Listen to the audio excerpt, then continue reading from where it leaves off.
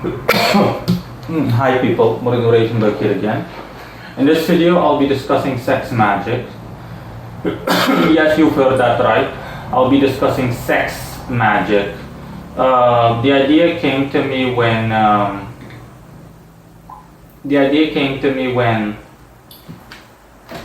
I discussed it with a customer turned friend of mine. So yeah, for those of you that are unfamiliar with sex magic, really long story short, or long story really short, both. It's simply using one's sexual energy as a means of spiritual energy, so astral energy. The premise here is that for example, that when you're having sex, the objective is to postpone orgasm or orgasming as long as possible, and when orgasming, to basically build up energy, and when orgasming, to redirect the energy that comes free or that's released during orgasming towards your own spiritual self-development or towards an intended target or anything along those lines. So yeah, this is the brief scoop on it. Example is during witchcraft, in a video on witchcraft and so on. I've already explained that witchcraft in general is simply a building up. What happens during witchcraftian rituals is a build up of energy. You basically build up energy, and then you release all of that energy towards your intended target. In sex magic, it's the exact same thing, but the source of the energy is sexual activity instead of just a series of symbolic gestures and your intent, which lead towards results, which leads towards the buildup of energy that leads to results potentially. An example that I can give, and a really good example, even if I say so myself, is someone masturbating. Imagine a woman masturbating, and she does so for ritual purposes. Just imagine a woman masturbating, and she tries to delay her orgasm as long as possible. And when she finally does orgasm, of course, due to the fact that she's delayed it, and she's also abstained from any sexual activity, for example, for a week, which will lead up to an even greater buildup or increase of doing so, of energy. Once she does orgasm, it's obviously like an explosion, and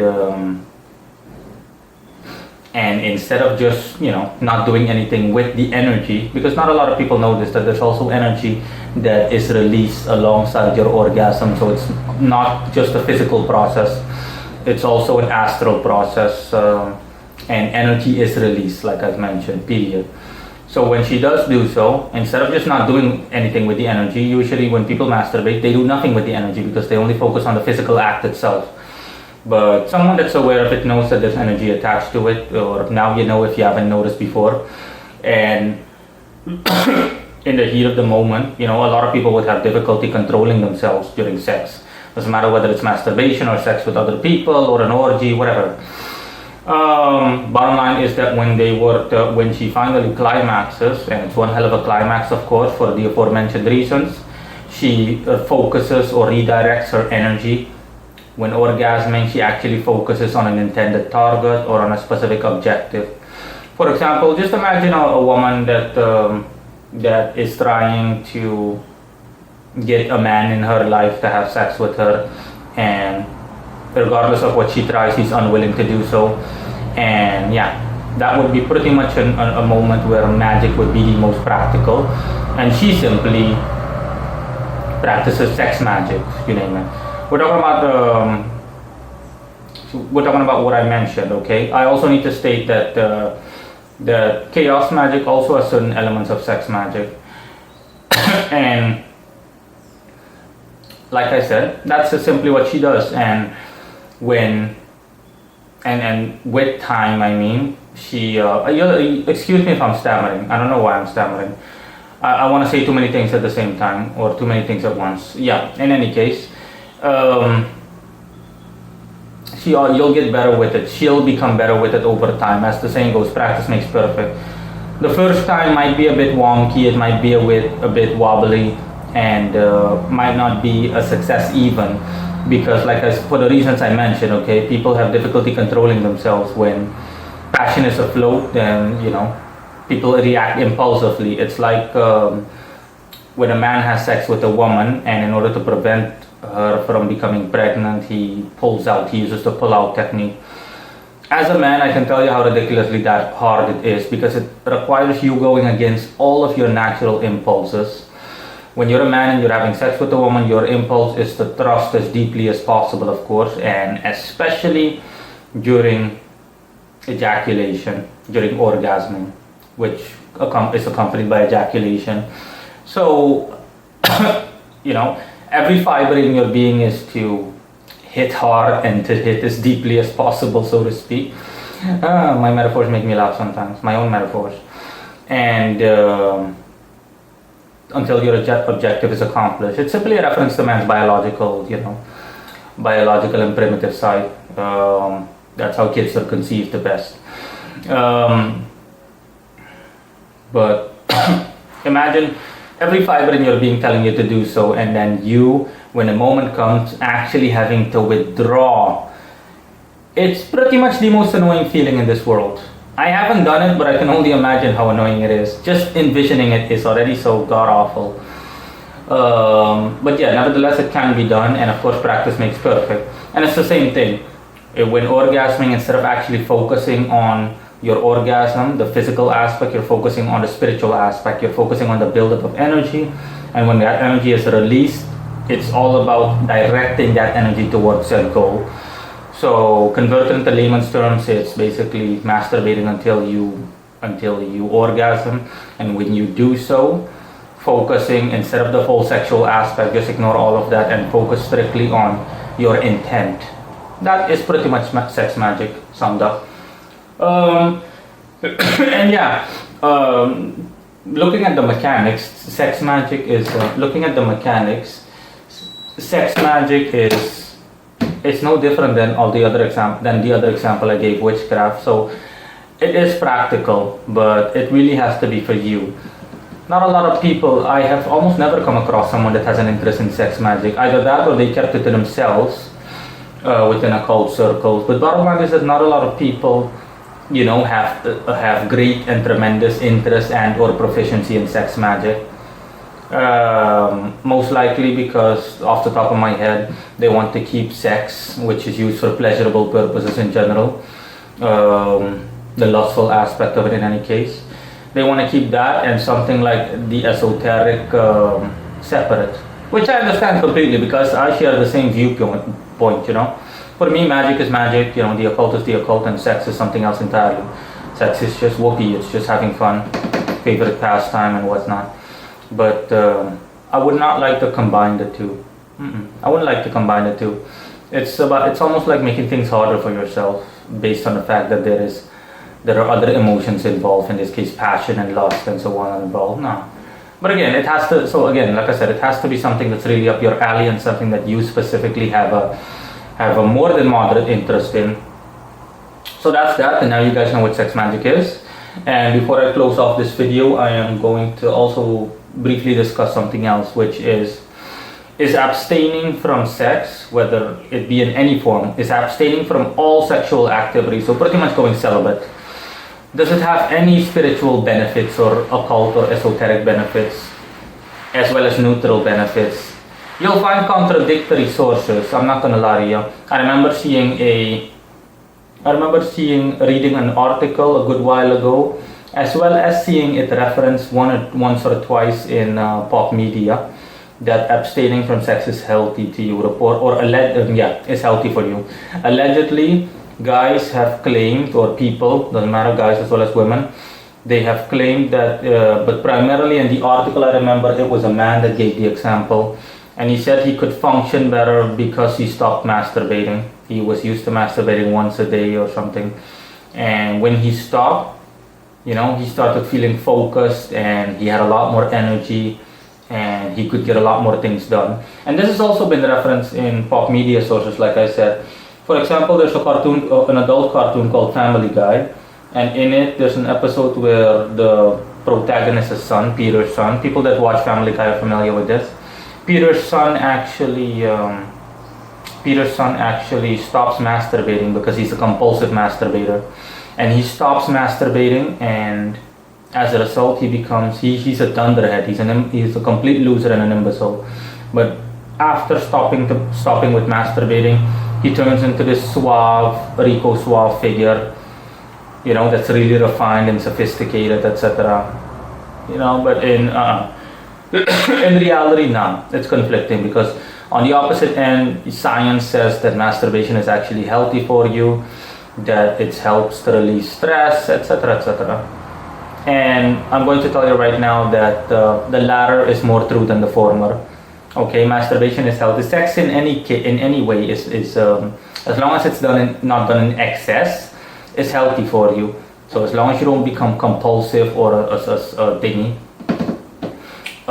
sex addict, and sex and your habit, quote unquote habit, does not impede with any of your life's responsibilities or duties, as long as it doesn't impede or infringe upon or become a liability in your life in any way, shape, or form, then you're good. That's pretty much the threshold. Okay, you can have as much sex as you'd like, as long as you don't go too far. And the definition of going too far would be that your other areas in your life are starting to suffer because of it, or due to it. For example, having so much sex that you're late for work, and that you don't get anything done around the house when you do need to do so, run errands, etc., blah blah blah. You need to do some housework, cleaning, whatever. Bottom line is the second that happens, then you've gone too far. But other than that, you're fine. And as far as I know, science has also has said that sex, not too much sex, but let's just say sex in a healthy amount once a day or once every other day, what it does is it boosts your immune levels, and it keeps you healthy by making your immune system stronger. But it has to be with a partner for it to have best results.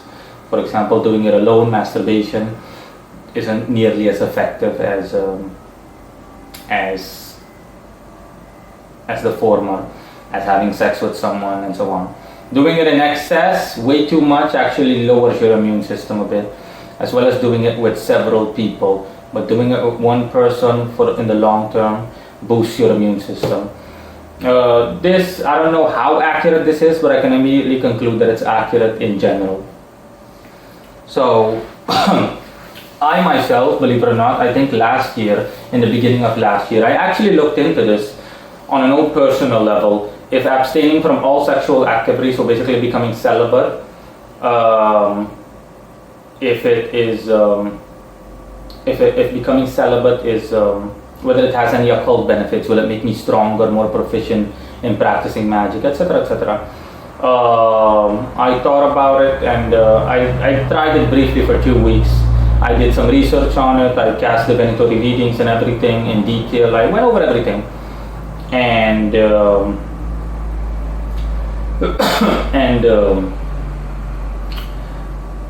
honestly, I noticed that there was some brief improvement, but not nearly to the point where it's worth abstaining from sexual activity. Make no mistake. And when I say brief improvement, I'm not talking about focus or anything like that. No.